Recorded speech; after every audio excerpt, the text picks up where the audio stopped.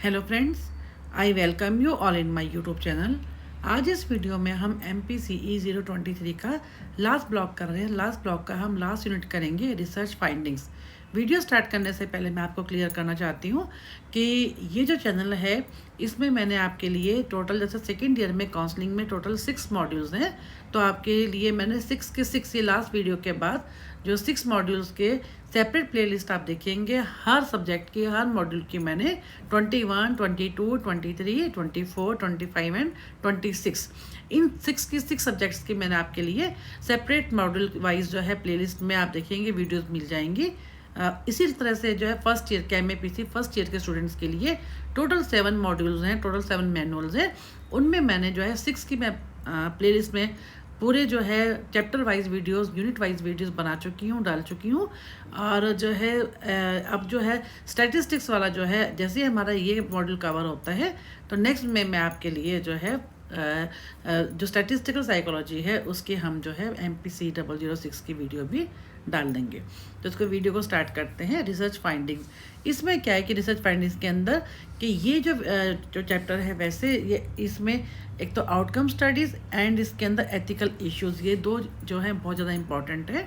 इसके अलावा इसमें कुछ खास इतना एग्जामिनेशन पॉइंट ऑफ व्यू से इंपॉर्टेंट नहीं है यहाँ पे, फिर भी हम थोड़ा मोटा मोटा इसमें कर लेते हैं कि काउंसलिंग में हमने क्या किया। जो काउंसलिंग है ये एक आर्ट भी है और एक साइंस भी है। ये क्या कह रहे हैं कि जो आर्ट कैसे है, क्योंकि ये ह्यूमन बिहेवियर को, actually counselling is an art to deal with the individual on one hand, individual के साथ ये डील करता है। On other hand it is a science. Science कैसे, क्योंकि कंट्रोल कंडीशन में in a controlled way and is much train to control and modulate a person emotion, thought and behaviour. यानी ये कहना चाहते हैं जो काउंसलिंग है ये जो है एक आर्ट भी है। आर्ट कैसे है, क्योंकि ये इंडिविजुअल की प्रॉब्लम्स को डील करता है और उसके इमोशंस को हैंडल कैसे करना है उसके बारे में बात करता है।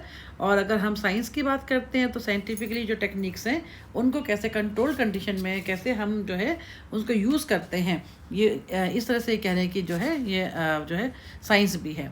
यहाँ से इसको करते हैं कि लीडिंग काउंसलिंग रिसर्च अप्रोच। इसमें बेसिकली कहीं ये एग्जामिनेशन पॉइंट ऑफ व्यू से बिल्कुल भी इंपॉर्टेंट नहीं है। मेन मैं आपको बताया देती हूँ कि इसमें ये क्या कहना चाहते हैं कि जो पहले जो है इन सम वे और other this found connections between recent researches and the earlier researches. यानी जो कनेक्शन ये बता रहे हैं कैसे जो प्रीवियस जो कभी रिसर्च हुई हैं उनमें और जो आज की जो करेंट जो लेटेस्ट रिसर्चेज हैं उनमें कैसे जो है कॉमन कुछ चीज़ें होती हैं, कुछ जो है उन्हीं ओल्ड के बेस पे जो है न्यू आ रहा है। उन्होंने जो आज की जो करंट जो नई अप्रोचेज़ हैं, रिसर्चेज हैं, इन्होंने क्या किया कि ओल्ड के भी कुछ कॉमन पॉइंट लेकर अपनी नई रिसर्च दे दी। जैसे इन्होंने कहा कि the recent researches based on the experience of client, जैसे 1990 में इन्होंने रीनी ने दी है। ये किसके ऊपर बेस्ड है? क्लाइंट सेंटर्ड अप्रोच जो थी कॉल रोजर्स की, उसके 1940s में जो थी। सिमिलरली करंट रिसर्च जो है नॉन स्पेसिफिक और जनरल कैरेक्टरिस्टिक्स, इन्होंने कहा जो 1990 है में जिन्होंने दी है can be test back to 1950 में जो फिडलर ने दी थी उनके बेस्ड है। इस तरह जो वॉटसन है उनकी, कहने का मतलब है कि जो आज की डेट में इन्होंने कहा है कि जो आज की डेट में जितनी भी जो रिसर्चेज हो रही हैं कहीं ना कहीं ये जो है ये हमारे जो प्रीवियस ऑलरेडी अप्रोच हो चुकी हैं उन्हीं के ही कॉमन पॉइंट लेकर उन्होंने जो है नई जो है अप्रोच के रूप में इन्होंने अपनी नई अप्रोच दी है। तो ये ज़्यादा ये हम इस पर डीप में नहीं जाएंगे। ये कहना चाहते हैं कि कैसे जो है ओल्ड और न्यू दोनों में आपस में कनेक्शन है। ये सारा वही है कि जो नॉन डिफेक्टिवनेस की इन्होंने बात की, कैसे इसके ऊपर जो रोजरियन जो हमारी अप्रोच है उसके ऊपर बेस्ड है। ये मालन जैसे इन्होंने यहाँ पे किया है, ये 1973 में surveys the history of psychodynamic research Luther 1990 examine the history of client centred. इन्होंने कहा है कि ये सब के सब इन्होंने ये कहा कि इन्होंने पहले से काम इन्होंने 1973 की बात की, फिर 1990 examine the history of client centred. Client centred हमने जो ऑलरेडी की थी कॉल रोजर्स की जो 1940 में थी, उन्होंने कहा कि उसी का ही बेस है। And teacher 1983 looks at the field from A politically inform radical perspective, hill and Corbett approach the evolution therapy. ये सब के सब इन्होंने यही कहा है कि कैसे कैसे जो है प्रीवियस जो काम हो चुका है उसके ऊपर बेस है, कहीं ना कहीं उनमें आपस में कनेक्शन है। सिमिलरली इन्होंने यहाँ पे भी ये कहा कि core assumption act techniques characteristic perspective of psychoanalysis were described bye Freud. Sigmund Freud ने क्या कहा था इसको, लेकिन फिर राइटमैन ने फिर इन्होंने ये कहा कहाँ पे इन्होंने कहा है, फाउंडर बिहेवियरिज्म कौन से थे, जे.बी. वाटसन थे। उन्होंने क्या कहा था बिहेवियर थेरेपी में। कार्ल रोजर ने 1942 में क्या कहा था अपने अप्रोच में। ये सारी जो इन्हीं की जितनी भी अप्रोचेज है, चाहे वो साइकोएनालिसिस है, चाहे वो वाटसन की जो बिहेवियरिस्ट अप्रोच है, चाहे वो कार्ल रोजर्स की जो है क्लाइंट सेंटर्ड अप्रोच है, इन्हीं को ही बोरो करके आज की डेट में जो है नई टेक्निक जो है वो बन रही है, नई रिसर्च जो है वो हो रही हैं। बहुत इंपॉर्टेंट नहीं एग्जामिनेशन पॉइंट ऑफ व्यू से systematic case study. Systematic case study में भी है कि एक केस के ऊपर हम जो है कैसे स्टडी करते हैं उसके बात कर रहे हैं। जैसे यहाँ पे इन्होंने कहा है, ये भी कोई इतना ज़्यादा इंपॉर्टेंट नहीं है। क्वालिटेटिव हम ऑलरेडी वैसे कर भी चुके हैं। Qualitative single case study research in counselling, इसमें क्या है, जिसमें एक केस के ऊपर क्वालिटेटिव सिंगल केस, एक केस के ऊपर बहुत ज़्यादा डीप स्टडी करके, इन डेप्थ स्टडी करके हम उसके बारे में पूरा डाटा इकट्ठा करते हैं। केस स्टडी हिस्ट्री के बारे में केस स्टडी को एक केस के ऊपर जो है डीप जो है इन डेप्थ स्टडी करना, that is called the qualitative single case study research in counselling. तो एक qualitative research in this area is based on the experiences of the clients and these are descriptive, काफ़ी describe करते हैं, काफ़ी detailed study होती है। Some of the process use for gathering this kind of material include, कैसे हम जो है उसके बारे में, क्लाइंट के बारे में इंफॉर्मेशन को कैसे गैदर करते हैं। रिकॉर्डिंग, उसके जो थेरेपी सेशन होते हैं उनकी रिकॉर्डिंग करके, रिकॉल करके जो हम सेशन ले लेते हैं, इंटरव्यू के थ्रू, डायरीज और जर्नल्स के थ्रू, ओपन एंडेड क्वेश्चन या के थ्रू, प्रोजेक्टिव टेक्निक्स के थ्रू, ऑब्जर्वेशन ऑफ मीटिंग, यानी ये मेथड है जिसमें हम जो है क्लाइंट के बारे में, केस के बारे में जो है इन डेप्थ जो है स्टडी करते हैं। फिर इन्होंने यहाँ पे कहा है कि ये सारा वही इसी के बारे में है कि there is some research evidence to support the idea that counsellors and clients can sometime diverge greatly in the interpretation. इन्होंने अलग अलग जो स्टडी कर रखी है उनके बारे में कहा है कि कुछ भी कैसे कैसे लोगों ने जो है क्लाइंट और काउंसलर के दोनों के आपस के अंदर जो रिलेशन है ये कैसे, क्योंकि वो ये कहना चाहते हैं कि हर चीज़ में जो काउंसलर होता है, क्योंकि केस स्टडी जो होती है वो काउंसलर के तरीके से देखें तो वो अलग ढंग से वो करते हैं इंटरप्रेट, लेकिन अगर क्लाइंट के पॉइंट ऑफ व्यू से देखते हैं तो उनका जो एक्सप्लेन करने का तरीका है, उनको उसको ऑब्जर्व करने का तरीका है, वो जो उससे एकदम डिफरेंट होता है। उसको इंटरप्रेट करने का क्या दोनों के, क्योंकि काउंसलर और क्लाइंट के दोनों का किसी भी इवेंट को, किसी भी चीज़ को इवेंट जो है एक्सप्लेन करने का तरीका, इंटरप्रेट करने का तरीका क्या होता है वो अलग होता है। वो यही कहना चाहते हैं कि बोल्जर जो है reviews the history and use of this type of clinical case study in therapy research. There is some research evidence to support the idea that counselor and client can sometimes diverge greatly in their interpretation of events. इन्होंने यही कहा है कि कैसे जो है इन्होंने studies कर रखी हैं कि कैसे जो क्लाइंट और काउंसलर दोनों का इवेंट्स को इंटरप्रेट करने का तरीका जो है वो अलग अलग होता है। फिर इन्होंने ये कहा है, एक और यहाँ पे डिफरेंट यहाँ पे स्टडीज़ की बात कर रखी है कि that are the collaboration between counsellor and client के ऊपर इन्होंने और स्टडीज़ भी कर रखी हैं। इसके अलावा इन्होंने कहा है कि ड्राइडन एंड जंकारा ने क्या कहा है, both taped counselling session and reviewed this tapes with the client some months after the end of the counseling. The participant in, उन्होंने क्या कहा कि दोनों में क्या जब जो है क्लाइंट्स का पूरा डाटा इकट्ठा किया गया तो कुछ टाइम के बाद उनको फिर देखा गया, उनको उनकी जो टेप्स जो रिकॉर्डिंग ली थी, उनका जो पूरा डाटा लिया था उसको रिव्यू किया। फिर उसके बाद उसमें क्या क्या था, डायरीज भी थी, है ना, ऐसी सी चीज़ें जो जिसमें उनके जो थेरेपी प्रोसेस था उसके अंदर पूरी डायरी जो थी, उनकी रिकॉर्डिंग्स थी जिसमें उनकी सारी मेमोरीज थी जहाँ जो पूरा रिकॉर्ड किया गया था। उन्होंने कहा कि इस टाइप से हमने, कहने का मतलब ये कि ये पूरी एक तरह से इन डेप्थ जो है स्टडी होती है किसी भी क्लाइंट की सिंगल केस की, इसको हम क्या बोलते हैं, क्वालिटेटिव सिंगल केस रिसर्च। इसके बाद ये सारा उन्होंने जो यहीं पे पूरी स्टडी वो कर रखी हैं, रिसर्च चीज़ें उन्हीं के बारे में बात कर रखी है, किस किसने कब कब किसके बारे में, किसी अपने सिंगल केस के बारे में कब कब क्या क्या कहा है उसके बारे में पूरा डिटेल है। Not very important from the examination point of view. यहाँ है सिंगल केस एक्सपेरिमेंट। इसमें क्या होता है, किसी एक सिंगल केस के ऊपर, एक केस के ऊपर पहले हम लेंगे प्री करेंगे, फिर हम करेंगे पोस्ट। ये हमारा क्या होता है जो है सिंगल केस एक्सपेरिमेंट। जैसे इसमें क्या होता है, describe this type of research since it employees the classic experience principle of testing है हाइपोथेसिस। हाइपोथेसिस में क्या क्या करते हैं, हम एक प्रोपोजिशन बनाते हैं, एक टेस्टेबल प्रोपोजिशन कि अगर हम ऐसा करेंगे तो ऐसा होगा। यानी जैसे हमने प्री टेस्ट किया, इसमें क्या हो गया, एक प्री ट्रीटमेंट होती है। प्री ट्रीटमेंट में हम क्या करते हैं, before, during and after. Pre में हम क्या करते हैं, एक बेसलाइन मेजर को हम ले लेते हैं, उसका बिहेवियर बिहेवियर को हम टारगेट करते हैं जो कि हम चेंज करना चाहते हैं। फॉर एग्जांपल मान लीजिए यहाँ के एग्जांपल आप छोड़ दीजिए, मैं आपको बताती हूँ कि जैसे मान लीजिए कोई एक है, चाहे हम एक स्कूल में हम स्टडी करना चाहते हैं और एक पूरी क्लास के ऊपर मान लीजिए, ये सिंगल केस है ना, सिंगल केस का मतलब है एक क्लास भी हम ले सकते हैं। उसमें क्या है कि मान लीजिए हमने 5th और 6th जो है 2 हमने क्लासेस ले ली, 6 को भी छोड़ दी थी, कल हमने 5th क्लास ले ली। 5th में क्या है कि हम ये देखना चाहते हैं कि बच्चे जो हैं कितना जो है हाइजीन हैबिट्स के ऊपर वो फोकस करते हैं, कितना वो हाइजीनिकली अपना कैसे नेल्स को, वो उनके नेल्स कितने क्लियर हैं, उनके हैंड्स कितने वो क्लीन करते हैं, कितना कौन ब्रशिंग हैबिट्स को हम देखना चाहते हैं, उनकी बाथिंग जो है कितना को बच्चे डेली नहाते हैं, है ना, washing of hands after and before defecation, ये सब चीज़ों का हम देखना चाहते हैं रिगार्डिंग हाइजीन हैबिट्स। तो हम क्या करेंगे, पहले हम बच्चों को जिस चीज़ को हम देखना चाहते हैं, जैसे हम उनके हाइजीन हैबिट्स को देखना चाहते हैं, पहले हमने एक उसको उनका जो एक इंटरव्यू के थ्रू, उनके जो है क्वेश्चन के थ्रू हमने क्या किया, उनकी पूरा का पूरा डाटा इकट्ठा कर लिया। अब हमने उन बच्चों को जो है 2 पार्ट्स में बांटा। उनमें से एक को तो हमने जो है ट्रीटमेंट दिया, यानी एक को तो हमने हाइजीन हैबिट सिखाई कि भाई आप ऐसे करना चाहिए, ऐसे करना चाहिए, तो और एक को हमने नहीं सिखाई, ठीक है। उसके बाद जो हम क्या करते हैं, अब जिसको सिखाया after gap of some time, जैसे 4 months 6 months, हम अब जो दोनों से डाटा इकट्ठा करते हैं, तो हम देखते हैं कि जिसको हमने ट्रीटमेंट दिया, सिंगल केस का मतलब क्या है, उसको जिसको हमने ट्रीटमेंट दिया उसका हमने एग्जामिनेशन करना है कि क्या हमने जो इंटरवेंशन दी उसका एक्चुअल इफेक्ट उस पर आया कि नहीं आया।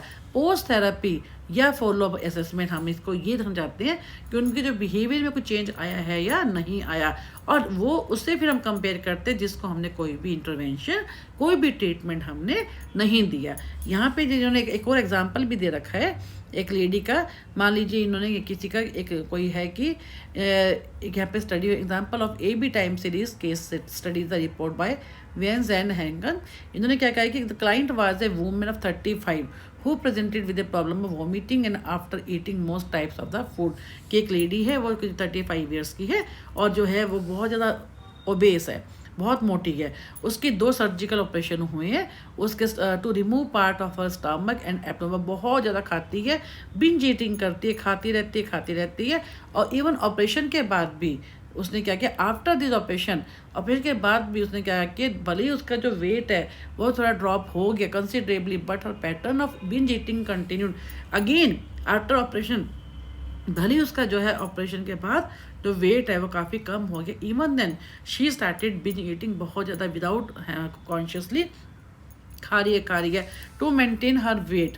अब उसने क्या किया कि अब ये कि उसको लगा कि मैं बहुत ज़्यादा खा रही हूँ, मेरा फिर से वेट बढ़ना शुरू हो गया, तो उसने क्या किया, बिंज ईटिंग के बाद अपने वॉमिटिंग करनी start, begin to voluntarily vomit her food, अपने फूड को हाथ से जो है वॉमिट करना शुरू कर दिया। ओवर टाइम फिर क्या हुआ, vomiting became an involuntary response over with the client had no control.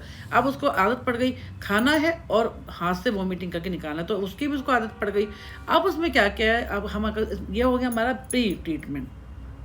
अब क्या किया कि अब उसको बताया, उसको जो है उसको ट्रीटमेंट दिया, कैसे कि on being accepted for treatment क्या दिया गया, the client was instructed to self monitor her behaviour for a period of 3 weeks, कि अपने खुद के बिहेवियर को 3 weeks तक वो क्या करे, ऑब्जर्व करे, मॉनिटर करे। She was required to write down what she ate. अब उसको कहा गया कि आप ये नोट करो कि आपने क्या खाया और कैसे खाया, हाउ मानी, और कितना भर के खाया, जो भी उसने खाया कितना खाया, एंड हाउ मेनी टाइम, और कितना खाया, how many times she vomited her food during और आफ्टर मील, कि हर मील के बाद उसने कितनी बार वॉमिटिंग की, ये सब का वो 3 weeks के लिए पूरा डिटेल अपने आप को मॉनिटर करे, उसको नोट करे।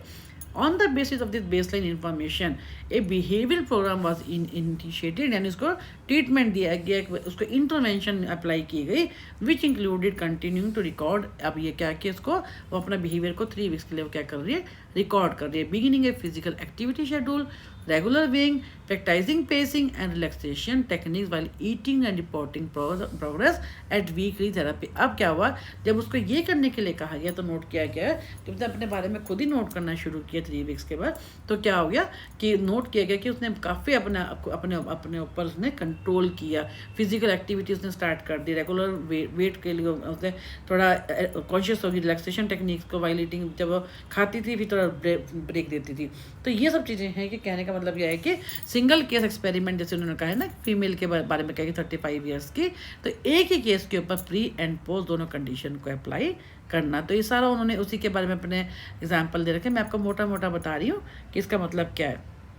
सिंगल केस क्वांटिटेटिव स्टडीज़ का मतलब क्या होता है, एक ही केस के ऊपर, एक ही केस के अंदर हम क्या करते हैं, अगर हम सेशंस की क्वांटिटी को बढ़ाते हैं, सेशन से बढ़ाते हैं, तो उसके बाद जैसे हमारे को अगर सेशन जो है हमारे को 4 चाहिए, लेकिन हम 4 की जगह हम कितने देते हैं, 6। तो जैसे हम जब जितने ज़्यादा हम बढ़ाते जाएंगे, वैसे वैसे उसका इफेक्ट क्या होगा, वो बढ़ता जाएगा। ये क्या होता है सिंगल केस क्वांटिटेटिव। क्वांटिटी मतलब क्या है कि उसकी क्वांटिटी बढ़ाना। जैसे उन्होंने यहाँ पे एग्जांपल भी दे रखा कि 12 सेशंस के जो है ना, जिसमें कहा है कि हिल ने study process and outcome in a client who receive 12 session of time limited inside oriented psychological counselling. यानी कि जो हमने काउंसलिंग में हमने क्या किया था इनसाइड ब्रीफ थेरेपी में, कि 5 to 6 सेशन होते हैं, उसको उसकी जगह उसको जो है 12 सेशन दिए गए, जिसमें क्या हो गया, उसके कारण से उसके जो काफ़ी चेंज आया उसके अंदर, काफ़ी उसके अंदर पॉजिटिव हमारे को देखने को मिला, क्योंकि हम इनमें सेशंस को बढ़ा देते हैं ताकि जो है हमारे को अच्छा जो रिजल्ट मिल सके। फिर कंबाइन क्वांटिटेटिव एंड क्वालिटेटिव, इसमें हमने जो अभी किए क्वांटिटेटिव, पहले हमने जो की थी केस स्टडी होती क्या थी क्वालिटेटिव, दोनों को कंबाइन करके फिर उसके ऊपर काम करना। ऐसी स्टडीज़ में हम क्वांटिटेटिव को भी यूज़ कर रहे हैं एंड क्वालिटेटिव को भी यूज़ कर रहे हैं, ये सारा वही है, नॉट दैट मच इम्पॉर्टेंट। यहाँ से इम्पॉर्टेंट आता है outcome studies. What are the outcome studies? Outcome studies क्या होती हैं कि the research that investigates the end results of the therapy or other intervention that are applied to the patients or to the clients। कहने का मतलब ये है, outcome नाम से मालूम हो जो कि थेरेपी दी गई है या कोई भी इंटरवेंशन दी, कोई भी ट्रीटमेंट दिया गया है, उसके बाद उसका एंड रिजल्ट देखना कि क्या जो थेरेपी दी थी that is beneficial or not from the point of view of the client. ठीक है। अब the client satisfaction studies, a client satisfaction study evaluates the benefits of counselling by asking client to complete a. अब जो है जब complete हो जाती है उसकी जो काउंसलिंग खत्म होने के बाद क्लाइंट को कहा जाता है, शॉर्ट सिंपल क्वेश्चन दिया जाता है, once they have finish seeing their counsellor. अब उस समय उनका काउंसलर नहीं है, लेकिन क्लाइंट सेटिस्फेक्शन में क्या होता है ये देखा जाता है जो उसको दी गई है। ये सेलिगमैन ने इसको दिया था 1995 में, जिसमें उन्होंने ये क्या किया कि एक क्लाइंट सर्वे किया, जिसमें क्या किया उनको एक क्वेश्चन दिया गया, जिसमें ये मालूम करना था कि जो स्टडी जो है स्टडी का पर्पस क्या था, जो थेरेपी दी गई है क्लाइंट्स को, तो वो क्या वो बेनिफिशियल हुई है या नहीं है, यानी क्लाइंट सेटिस्फेक्शन स्टडीज। सेकेंड है रैंडमाइज कंट्रोल ट्रायल्स। इसमें क्या होता है ग्रुप में होता है ये। पहले हम क्या कहते हैं जो है इंटरवेंशन देते हैं, एक ग्रुप को इंटरवेंशन देते हैं, एक को नहीं देते, फिर उसको आपस में कंपेयर, जो मैंने अभी आपको एग्जांपल दिया कि मान लीजिए हम जो है 5th क्लास जो है, मान लीजिए हम लोग जो है हाइजीन स्टडी का जो मैंने अभी आपको एग्जांपल दिया कि हाइजीन का देखना चाहते हैं, हाइजीन का बच्चों के ऊपर क्या इम्पेक्ट आता है। तो मान लीजिए कि किसी भी स्कूल में जो है बच्चे, हमने देखा कि 4th and 5th दो क्लास के बच्चे हैं, एक तो बच्चा है जो है 4th के, एक है 5th के। ठीक है, पहले दोनों का हमने प्री ले लिया, प्री, ठीक है। अब उसके बाद हमने क्या किया, हम इसके ऊपर हम कोई भी इंटरवेंशन नहीं करेंगे, कोई भी ट्रीटमेंट नहीं देंगे, इनको हम क्या करेंगे ट्रीटमेंट देंगे और इंटरवेंशन देंगे। उसके बाद यहाँ पे हम ट्रीटमेंट दे रहे हैं, यहाँ पे हम ट्रीटमेंट नहीं दे रहे। उसके बाद दोनों को हम क्या करेंगे कंपेयर। तो कंपेयर जब हम करेंगे तो देखेंगे कि कितना इम्पेक्ट आया है जो है हमने इंटरवेंशन का।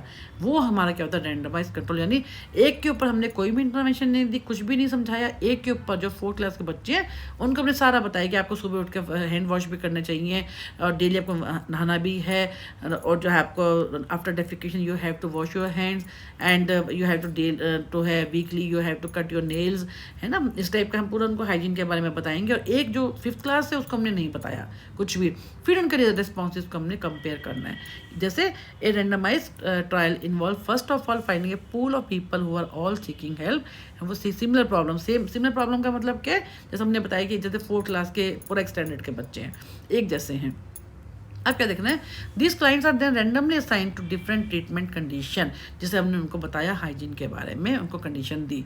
दिस कंडीशन में कॉम्प्राइज 2 और 3 डिफरेंट काइंड ऑफ थेरेपी, और फिर उसको कंपेयर किससे किया, कंपेयर विद कंट्रोल। कंट्रोल इसमें हमारे एग्जांपल में क्या है, 5th क्लास के बच्चे जिनको हमने कोई भी ट्रीटमेंट कंडीशन नहीं दी। तो इसमें क्या होता है कि इस ढंग से देखा गया कि दोनों ऐसे जब हम कंपेयर करते हैं तो इफेक्टिवनेस देखते हैं कि जो हमने ट्रीटमेंट दिया है उसका कितना इफेक्ट आया है, कितना इम्पैक्ट आया है। फिर नेचुरलिस्टिक आउटकम स्टडीज, इसमें क्या करते हैं, क्वेश्चनियर देते हैं pre and post. This kind of study is similar to a client satisfaction study in so far as it involves collecting data. ये इसी की तरह है जैसे हमने ऊपर जो क्लाइंट सेटिस्फैक्शन की है, जो हमने यहाँ पे जो अभी क्लाइंट सेटिस्फैक्शन नंबर 1 पे की है, ये उसी की तरह है। लेकिन हम क्या करते हैं, सिर्फ हम क्या करते हैं, in it before and after measure of change, हम जो है थेरेपी से पहले उनको जो क्वेश्चन देते हैं वो फिलअप करवाते हैं, उसके बाद थेरेपी के बाद at the end of counselling फिर उनसे वही क्वेश्चन फिर से फिलअप करवाते हैं, फिर उसका इम्पैक्ट देखते हैं। That is called the naturalistic outcome studies, कि वेदर द थेरेपी और काउंसलिंग इज बीन जो है इफेक्टिव और नॉट। फिर है क्वालिटेटिव रिसर्च में क्या कहते हैं, हम ओपन एंडेड इंटरव्यू लेते हैं। क्वालिटेटिव जिसमें हम उनकी पूरी इन्फॉर्मेशन को कैसे लेते हैं, ओपन एंडेड क्वेश्चंस के रूप में लेते हैं। This is called the qualitative outcome studies. अब इसमें यूज़ ऑफ टूल्स हम कौन से यूज़ करते हैं, कई तरह के टूल्स हम लोग यूज़ करते हैं। जैसे completely different approach to demonstrating change in outcome studies involve using well validated standardise tool. Scales हम कौन कौन से यूज़ कर रहे हैं इसके अंदर, जैसे इन्होंने एग्जाम्पल दे रखे हैं, अलग अलग तरह के एग्जाम्पल। जैसे ने अगर हम ये कर रहे हैं, फिर उसके लिए हम इन्होंने एक एग्जाम्पल किया कि example of this type of studies the Barkham and Shapiro. इन्होंने क्या किया कि outcome of very brief therapy with moderately depress white collar worker के ऊपर की in this study. Criterion for success was that over the course of treatment the client would improve at least one standard deviation below the means of scores obtained in pre-therapy of administration। अब इन्होंने क्या कहा है कि इन्होंने इसके ऊपर काम किया कि जो वाइट कलर जो यहाँ पे लेबर है उनके ऊपर इन्होंने काम किया है। इन्होंने क्या देखा कि आपको जो ट्रीटमेंट देने से पहले का उन्होंने स्कोर देखा, और उसके बाद देखा कि जब उन्होंने ट्रीटमेंट दिया उसके बाद इन्होंने प्री थेरेपी देखा, और पोस्ट थेरेपी करके इन्होंने ये देखा कितना फ़र्क आया, क्या would improve at least 1 standard deviation below the mean of scores. इन्होंने स्टैटिस्टिकल टर्म को यूज़ किया कि कैसे उन्होंने देखा कि being able to show that clients move from distress to normal.